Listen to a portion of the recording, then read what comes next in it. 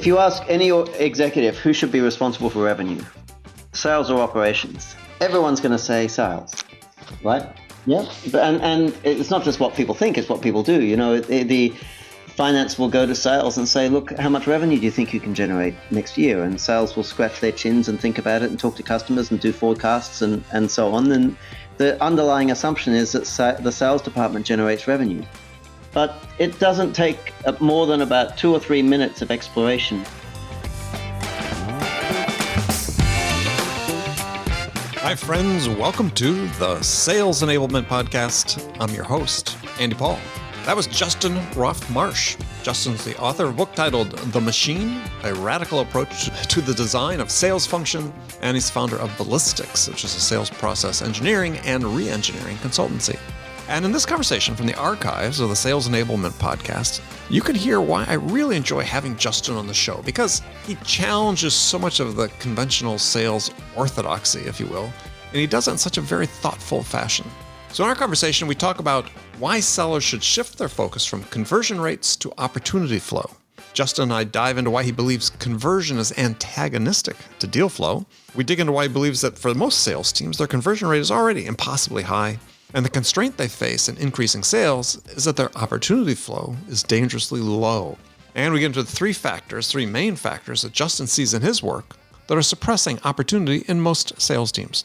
So we get into this and much, much more. But before we get to Justin, I want to remind you to subscribe to this podcast wherever you listen to it. And if you subscribe, we'd certainly appreciate it if you could also leave us a review and give us your feedback about how we're doing. So thank you for that. All right, let's jump into it. Justin, welcome back to the show. Andy, thanks for having me back.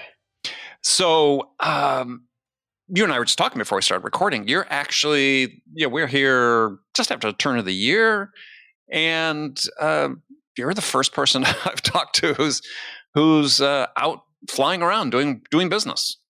Yes, I am. Internationally, not just domestically. But like we were saying before, I'm lucky because I was one of the sort of first or second batches of people to get COVID. So I'm a little bit more relaxed about that than the rest of the population is. And how did that experience go for you? Well, it was annoying. It kept me off the tennis court for, I think, 3 days. So you had a pretty mild case then. Well, I had what I thought was a cold, and then I got a fever, and I still didn't realize I had it until I lost my sense of taste. And then I knew I had it. So right. I went and got tested.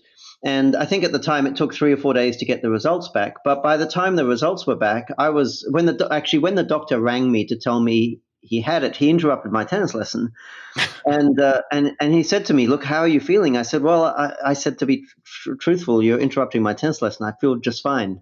Because it had already gone, and the symptoms residual symptoms had disappeared. My taste was back like 4 days after that. So. Okay. It was, I think, pretty mild, although I know people who've had it even milder. Huh.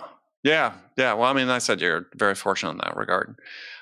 So you said you're out in the Midwest, not too far. You're in Milwaukee, not too far from my hometown of Madison.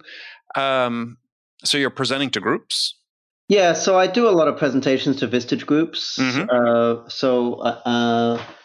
With Vistage, they'll generally fly me in, and I'll speak to a few groups in the one trip. So I'm speaking to 2 groups in Milwaukee on this trip. And I got back. I was in Colombia just before Christmas. I ran a series of workshops, six straight days of workshops, I think, in Medellin, mm-hmm. Colombia. Yeah. Wow. So I'm back in the saddle. You are way more than most people I know. So, hopefully 2021 is the year when most of us get back to doing what we liked. Well, I hope so, because if it's not, it's going to be the year we all get to experience bankruptcy. Yeah. It's been, so hard to predict, right? I mean, COVID's been good for us. It's actually caused us to have a big year, but I think I would hate to gamble on that luck lasting forever. Mm-hmm. I think it's been opportune for us because we've been preaching this idea of moving sales inside for the last 24 years, and all of a sudden companies have been forced to do that, whether they agreed philosophically or not that it was a good idea. And obviously we've benefited from that because we're the obvious folks for them to talk to. Yeah, got it.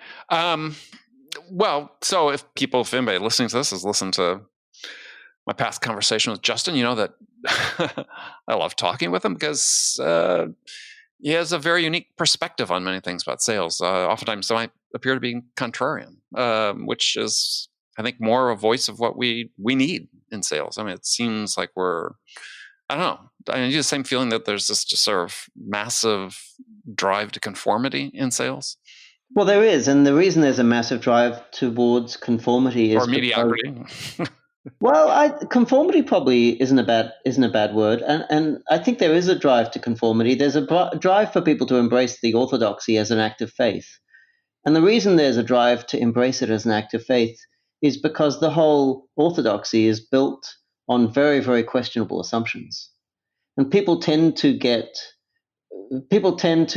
work themselves over into a religious fervor over things they don't quite believe in or they're struggling to believe in. Nobody gets evangelical about the fact that the sun's going to rise tomorrow.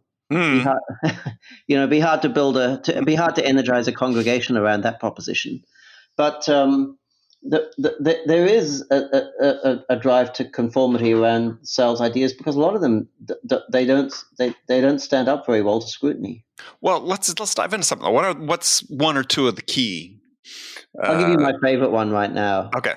If you ask any executive who should be responsible for revenue, sales or operations, everyone's going to say sales, right? Yeah. And it's not just what people think; it's what people do. You know, the finance will go to sales and say, "Look, how much revenue do you think you can generate next year?" And sales will scratch their chins and think about it and talk to customers and do forecasts and so on. And the underlying assumption is that the sales department generates revenue.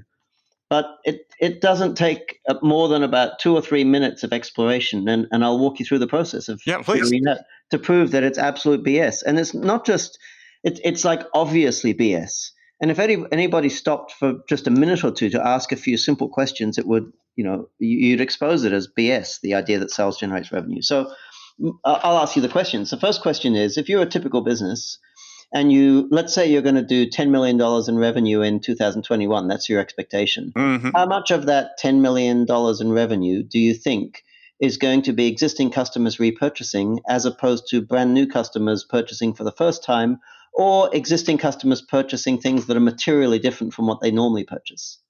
Lots of categories there. I would say generally sort of 2/3 from existing customers. Exactly.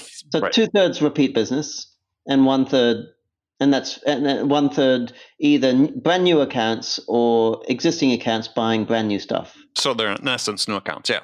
Yeah. So 70 to 80% is the answer that everyone gives me. Always, always, always. Except in some project environments that sell one-off big projects. Sure. But in every other case, the number as I get is 7 or 80%. So that means of the $10 million we're expecting to book next year, $7 million of it is going to come from existing customers repurchasing. Mm-hmm. Okay. So if salespeople are responsible for that, that means that we think that salespeople should be responsible for retaining accounts, right? Well, they're not in many cases these days. So yeah, go ahead. But we would have to think that in order for us to believe that salespeople should be responsible for residual revenue, we'd have to think that that they at least influence it. Otherwise, it wouldn't make any sense. And in most organizations, salespeople do own accounts, and they are credited and in many cases compensated for that residual revenue.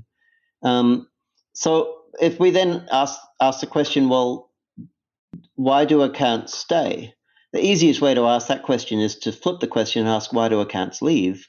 Now, it turns out if you look at why businesses lose accounts, in most businesses, the 3 most common reasons in descending order of frequency are poor operational performance.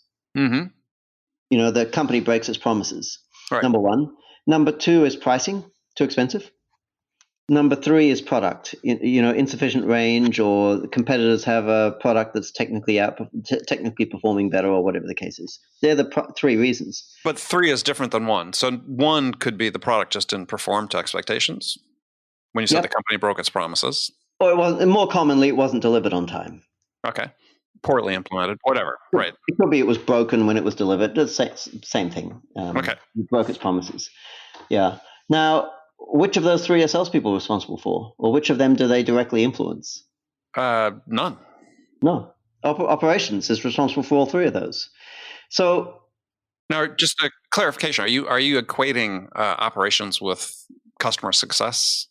Customer service, yes. No, customer success, as most SaaS companies have. They've got, most SaaS companies take their existing account base and turn it over to customer success to manage all the upsells and renewals. Kind of. So customer success is normally used to refer to the team that's responsible for onboarding new customers, but then they hand them off to help desk or customer service once they're onboarded. So the customer success, at least in the SaaS companies I've been exposed to, their job is to get the new customers properly hooked. So to get them using all of the features so that they can then, But increasingly, they are responsible for all that renewal revenue, customer success teams. I see it in SaaS companies. Okay. So that'd be sort of your operations thing. They're not sales people. Yeah. Do they live within the operations department? Do they answer to head of operations, or do they answer to head of sales? It's a great question. So getting back to your original point is, where should they report? I think it's the answer is both. Well, no, I'm saying in the same company it's not both, but you'll see different companies in operations and some in sales. Yeah. So my point is that it simply doesn't make sense to make hold sales accountable for revenue. Operations should be held accountable for revenue because of the $7 million we're planning to book next year. The part of the organization that has the biggest influence over whether or not we're going to book it is not the sales department; it's the operations department. I'm just laughing because, I'm thinking about that. Is that, I mean, I know companies that have moved just recently customer success under sales, and just thinking about what you're saying, it's like, they're responsible for the lion's share of revenue. Shouldn't it be the other way around? Now, to go one step further, if we're looking for incremental growth, I would argue that incremental growth is also going to come from operations, not from sales. For example, if you supply fasteners and you supply, Phillips head screws and flat screws, do you really need a salesperson tapping a customer on the shoulder and say, we sell bloody whatever they're called, the star head screws as well? Phillips heads, yeah. Yeah, it's not necessary. If you want incremental growth, if you want your existing accounts to buy a bit more, a few more licenses or a few different types of screws, you don't need salespeople involved in those transactions. If you want that incremental business, the best way to get the incremental business is to do a good job of, delivery, pricing, product, and it should be operations responsibility. And the responsibility of sales should not be revenue in general. It should be explicitly new business revenue. Mm-hmm. Mm-hmm. And that means we need 2 different calculations. We need to account for revenue and hold operations accountable to that. And then we need to take new business revenue and we need to gross it up for the lifetime value of customers. Where new business is concerned, each initial transaction represents an annuity, the acquisition of an annuity. If you sell a new SaaS client, or if you go to an existing customer and sell them a new category of service, that's an annuity. So what you should be doing is you should be saying, well, the net present value of this annuity is 7, 8, 12 times the value of the initial transaction. So where sales is concerned, we're going to take the value of those initial transactions, we're going to gross them up to lifetime value, to net present value. And that's what we're going to hold sales accountable for. But they're 2 different numbers calculated in 2 different ways, and they can't be added together. They shouldn't be added together. They should be always kept apart. Interesting. Yeah, processing as you're talking. And if you don't do that, it leads to bad decisions. So here's an interesting one. Sure. Many of our clients if operations does an extraordinary job of doing its job, delivering on time, product range, pricing, the organization will naturally get incremental growth. And in fact, in a reasonable sized organization, the volume of incremental growth will be sufficient to dwarf new business revenue. Yeah. In other words, the new business revenue, people are canceling, yes. It'll be lost in the noise. It will be indistinguishable. So unless the organization goes to the trouble of recognizing new business revenue and grossing it up to net present value, the value that's been added by the sales team will be invisible, lost in the noise. So we're holding salespeople accountable for something they have virtually no control over. And in the one area where they're actually adding value, we don't go to the trouble of making that value even visible. Someone should go to jail for that, shouldn't they? I mean, that's serious misconduct. If you're responsible for running a business, and that's the level of care that you've applied to, calculating the economics of your own business. So you still, okay, I'm just sort of thinking this through.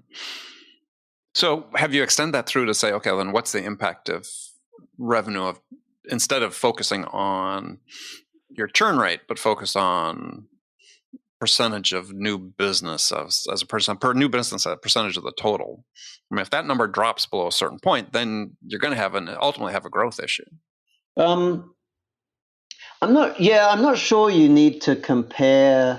I'm not sure it's necessary to compare the new business as a percentage of the repeat business, because in different stages of the evolution of the organization, that ratio is going to change dramatically. I mean, if you looked at, say, Amazon Web Services, to try and use a tech example, today, as opposed to AWS 15 years ago, those numbers would be dramatically different. Sure. Well, I was talking about something more mature, but right, yeah.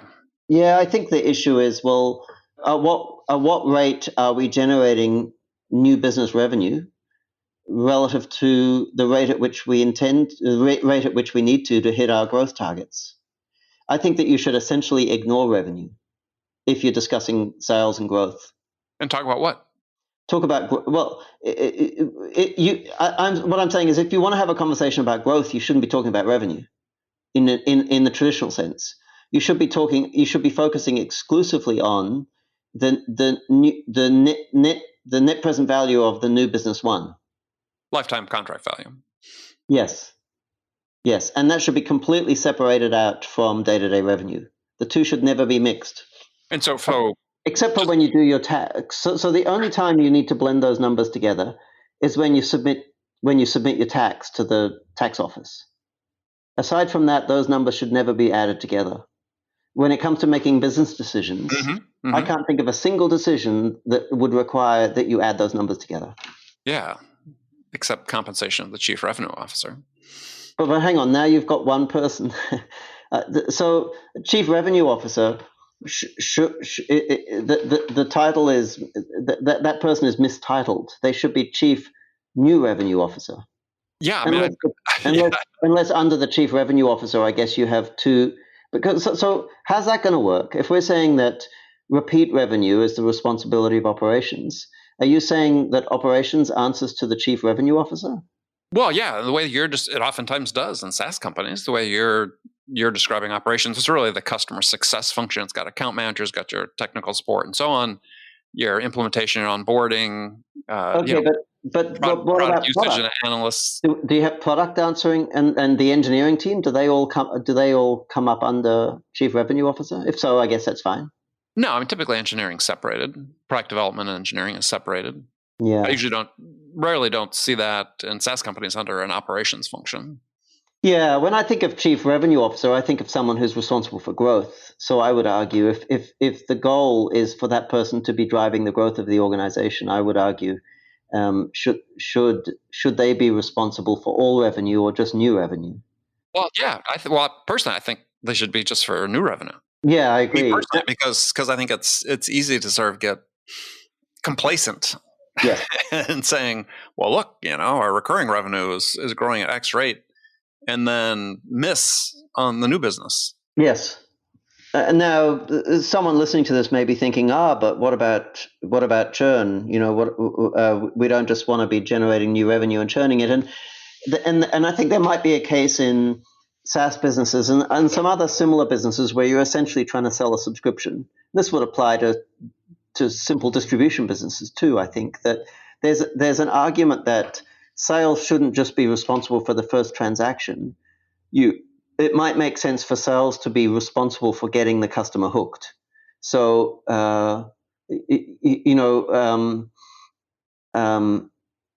you might, in some environments, getting the first transaction means nothing. Like if you go to a customer and beg them for the opportunity to quote, they will let you quote. If you go to them and beg them for one transaction, they'll give you one transaction. It means nothing. So we might, some of our clients, they won't give salespeople credit for a single transaction. They talk about they use the term first qualifying transaction. So we'll say, look, until we've received three consecutive transactions or three transactions from this client, you don't get to win that opportunity. And so they don't get paid any of their incentive pay until they've done the third transaction? Well, our clients don't pay incentive pay, but salespeople on our watch, salespeople never get incentive pay. They get paid salaries, but they don't get any recognition for the sale. Toward their goal. Okay. Yeah. Well, so when you talk about your clients don't pay commission, let's dive into that, because tell us about that. Well, I mean, our whole approach involves the sort of radical approach of division of labor to sales environments, just like manufacturing, and there used to be piece rate pay in production environments, but of course piece rate pay disappeared when division of labor was applied in a principled way, because if you imagine a manufacturing plant, you're not interested in trying to maximize individual productivity. You're interested in maximizing throughput of the plant as a whole, and in fact an attempt to maximize individual productivity would do enormous damage to the throughput of a plant. And the same thing would apply in a software development environment. If we said we want each salesperson to check in as much code as possible, as many lines of code as possible every day, that's not going to add up to a more productive environment. What we need to do is to manage the environment to maximize the rate at which new features get released to customers, not the number of lines of code that get written. Otherwise, all they're going to do is generate rework. So the same thing applies in sales environments. When we strip away all responsibilities from salespeople, apart from selling conversations, it becomes a team sport. We have a promotions team that's generating ops. We have an engineering team that's working with salespeople on solution design and budgets and proposals and so on. And it no longer makes sense to say, well, we're going to compensate members of this team on a piece rate based upon the assumption that we want them all to work as fast as possible. We don't. We're trying to maximize throughput for the team as a whole. Well, or that in a team environment, the message would be that why would we compensate the salespeople if other people play an equal role, let's say, in landing the opportunity? Yeah, I mean, some of our clients that sell sort of engineered solutions or products of some kind, the salesperson might do 5 or 6 hours cumulatively of work to win a deal, but other folks, including the engineering team, might have done 100 hours. And the engineering team could well contain some individuals whose market value is much higher than salespeople. So the idea that we're going to have a salesperson earning $300,000 a year and driving around in a shiny black Porsche, it's just not going to fly well. And that's why in most sort of heavy engineering environments where we work, we don't have to talk them out of paying commissions. They eliminated that years ago because it's unconscionable. So, we eliminate it, and it annoys me. I even have to talk about it. It should be one of the least controversial things we do. We eliminate it, and our position is that if you're in sales, it's no different from any other role in the organization. Performance should be compulsory, not optional. If I decide I want to join an organization as a welder, I would show up on my first day of work with my welding mask and my sticks, and my job would be to weld the parts as they move towards me, and I should weld at the rate at which parts move towards me and no faster. if there's no welding for me to do, I shouldn't be wandering around the organization looking for things to weld. And if there's work accumulating upstream for me, I should probably weld a little bit faster to avoid becoming a bottleneck. And so downstream from the salesperson in your system that you implement with your clients is marketing, generating ops. Upstream, yes. Upstream, whatever, yeah. Upstream, right? Yeah. Sorry. So our clients would structure marketing similar to procurement in a manufacturing environment. That there's almost like a min-max. It's not quite a min-max configuration, Right. but there's salespeople look at queues of opportunities, and their salespeople's job is to assign activities to their queue of opportunities until individual opportunities resolve to either won or lost. As soon as that happens, the opportunity drops out of the queue, and the very next day that queue has to be replenished. Right. So in an inside sales environment, a typical salesperson will have 15 selling conversations a day, maybe 60 attempts, 15 selling conversations a day. That will result in them closing about 10 opportunities a day. Maybe they win 1, lose 9. The win rate will vary, but the throughput is always roughly the same. It's always about 10 ops per person per day. That means the job of marketing is to replenish salespeople's queues at the start of every day. So every day, each salesperson on average gets pushed 10 new ops to replace the 10 they closed yesterday. And in the environments that you're working in with your clients so how does marketing achieve that predictability? Because there has to be a variability in the quality of the ops that they push into the sales. Using the sort of a similar or conveyor belt type analogy or metaphor. Yes, so we can't fix both. We can't fix quality and quantity. And we're most definitely going to fix quantity. So that's non-negotiable. If you join a marketing team, you understand that you must replenish salespeople's opportunity queues every single day, come hell or high water. Otherwise, you won't work there anymore, or the whole bloody thing will be shut down and rebuilt. But that's not optional. So we have to allow for a variation in quality.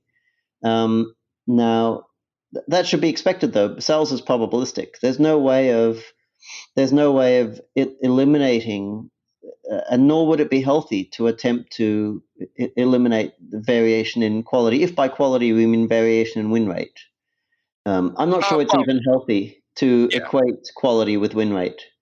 No, I think there's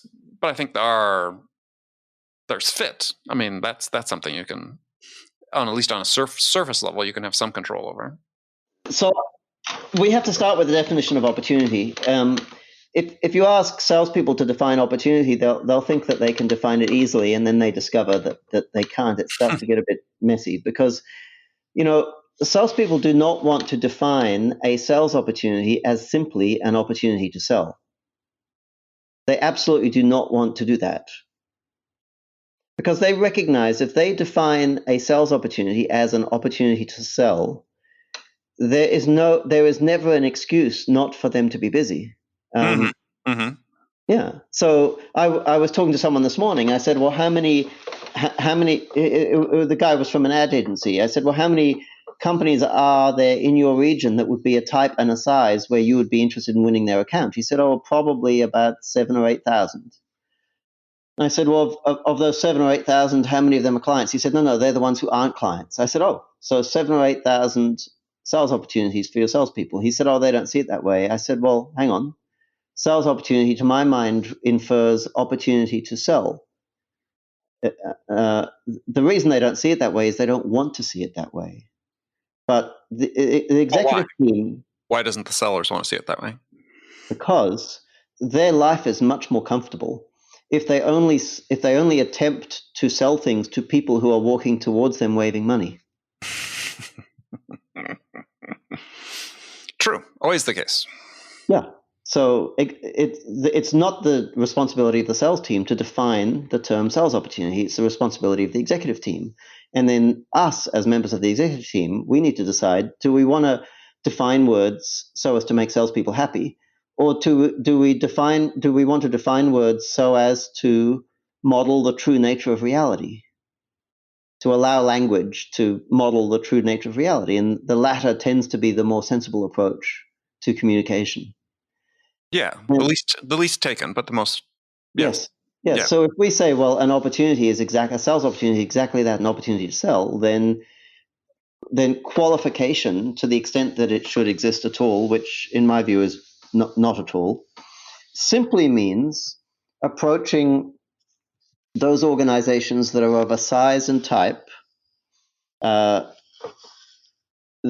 they have a non-zero likelihood of purchasing in the indefinite future, and they are not already customers. Now, nobody has problems with qualification if that's all we mean by it.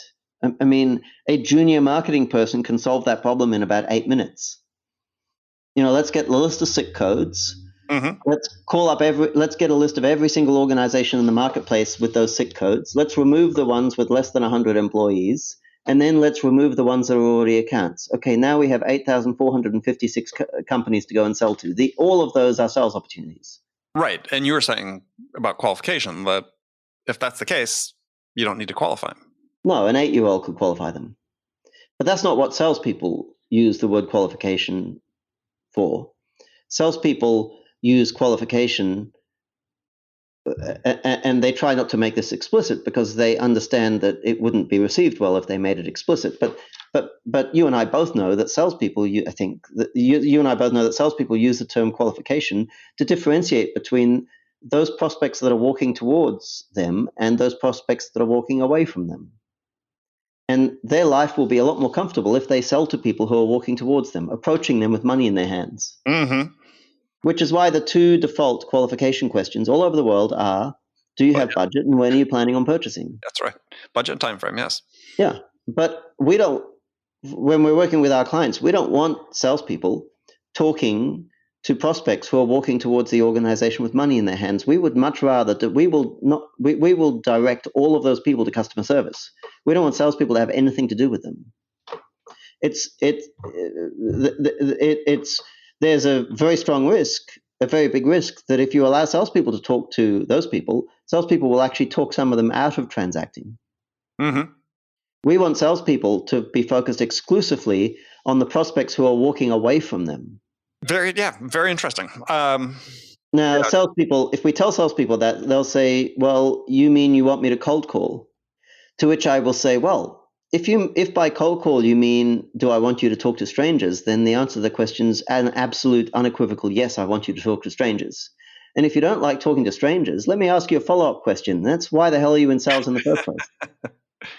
Now, if salespeople have a concern that they will attempt to start hundreds of conversations with an extremely low strike rate, not of sales, but if they will try unproductively to start large volumes of conversations, and that will be soul destroying, then I have exactly the same concern. I agree with them absolutely. So yes, that's a concern. We have to figure out a solution to that. But the solution to that is not to avoid talking to strangers.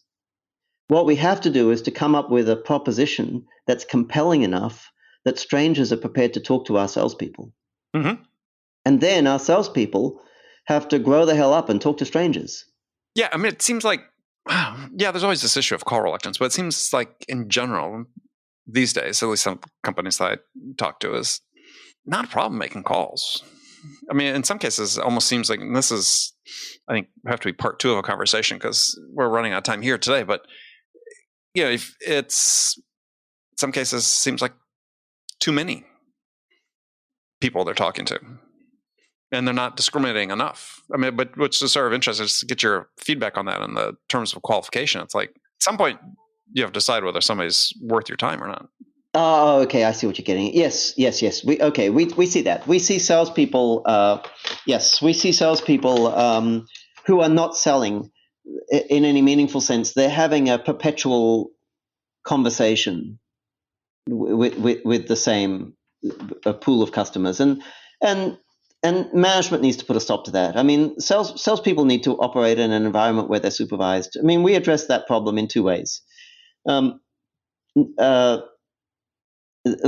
ways, probably. The first way that we address it is we say that this isn't new. We break the opportunity workflow into stages, and at each stage, the objective is to sell up to the next stage. Mm-hmm. And the salesperson at each stage should be looking for a yes or a no, not a maybe.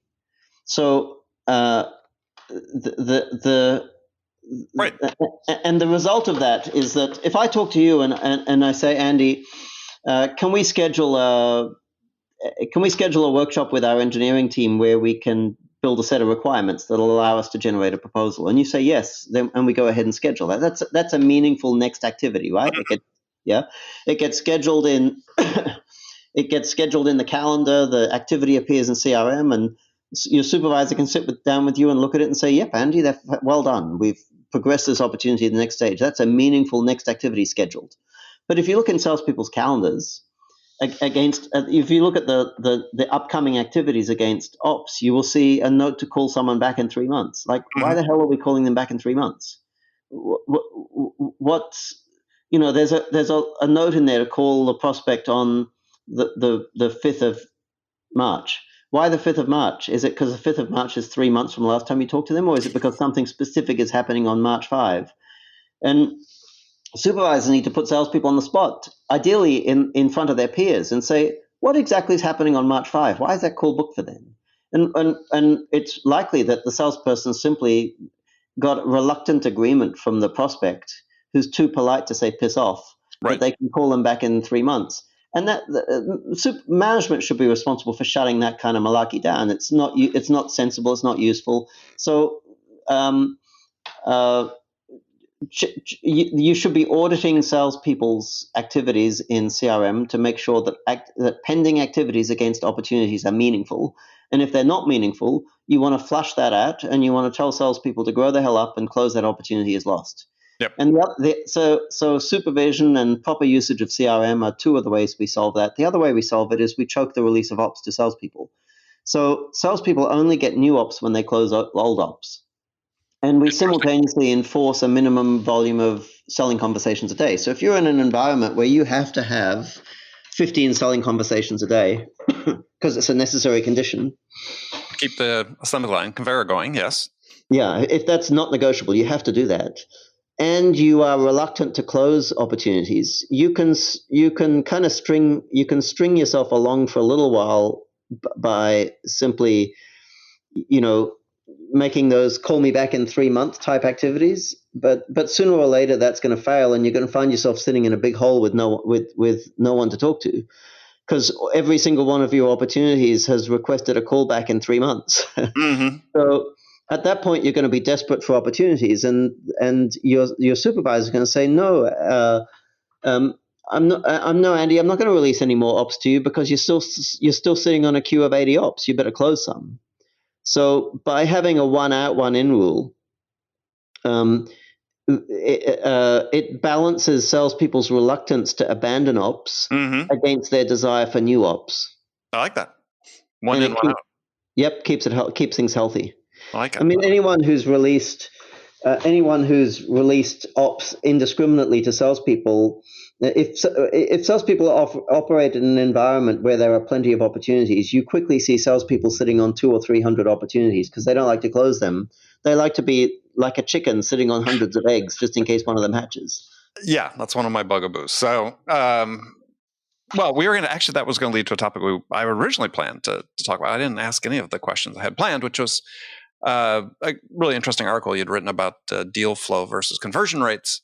But we're going to have you come back and talk about that because we've run out of time. So, as always, it's so much fun to talk with you. So tell people how to connect with you and learn more about what you're doing.